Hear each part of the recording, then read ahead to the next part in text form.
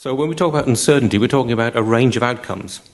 So an example of that would be a thermometer, where we know what the minimum is, we know what the maximum is, we just don't know what the temperature is. It could be anywhere between the two.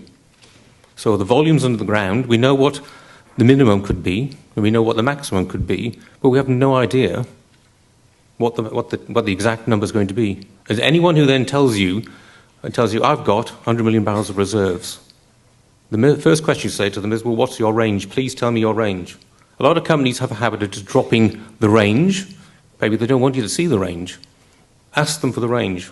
If companies won't give you the range, there's probably a good reason why they won't give you the range. And probably because what they're doing is they're trying to hide the downside. Okay? If there's a big upside, they'll probably tell you that. So if you see someone say, oh, I've got 2p reserves of 100 million barrels, it could be as big as 500. Why didn't you tell me what the downside was? Because they don't want you to know what the downside is. Okay? They must always tell you the upside and the downside. So when we're reporting reserves, we will never report a single number. We will always report the entire range. And that's what the PRMS system requires us to do. We're not allowed to report single numbers. So let's move on. Now, in terms of methodologies we use, there's two basic approaches we can take. We can take what's called a deterministic approach, or what's known as a probabilistic approach.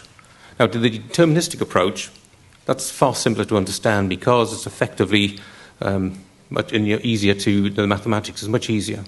So in the deterministic method, effectively you come with your best estimate for all the input parameters you need to calculate a volume of oil or gas. Okay? And then you can multiply those through and you can come up with an answer. And then you can look at, well, how low could the numbers be? And what would the lowest volume be? And how big could the numbers be?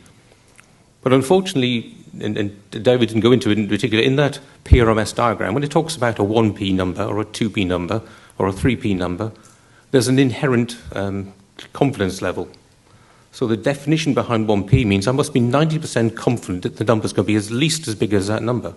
So if I've got 50 million barrels of 1p reserves, that means the company's telling you that I'm 90% confident that the value will be 50 million barrels or more. Okay? If the P10 number is 300 million barrels, that's only 10% confidence. It means I'm only 10% confident that the number will be bigger than 300, or the converse is I'm 90% sure it's less than 300.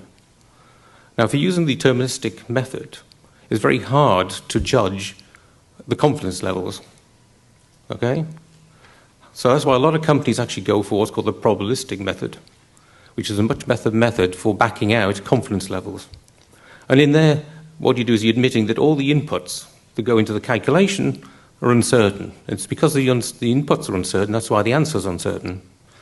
So what we do is we replace single values with what's called a distribution of numbers. How small could the input number be? How big could it be?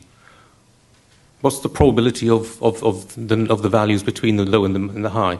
And then we actually combine those numbers in a method I'll show you in a moment. And that allows us to actually get to a confidence level much more accurately. Now, the probabilistic approach is actually used much more in early stages of exploitation and development, and in particular exploration. And why it's favoured then is because the uncertainty is so huge anyway. So it's almost impossible to dream up a realistic P90 scenario from the numbers. I mean, I could do it, but there's so many different combinations and permutations of low numbers. How could I be confident that one answer I pick is exactly the 90% confidence number? So if you're using deterministic methods, to say the message is they have to be very careful about characterizing their low, best, and high cases. And to a large extent, the deterministic method is going out of favour for a lot of cases. Now, the time when we would use it more often is be in a mature field or a producing field, where the uncertainties are smaller and we can define better a low, mid, and high case performance. So quite often you'll see deterministic methods used in mature fields or fields well understood, but when it's less understood, then the methodology is probabilistic.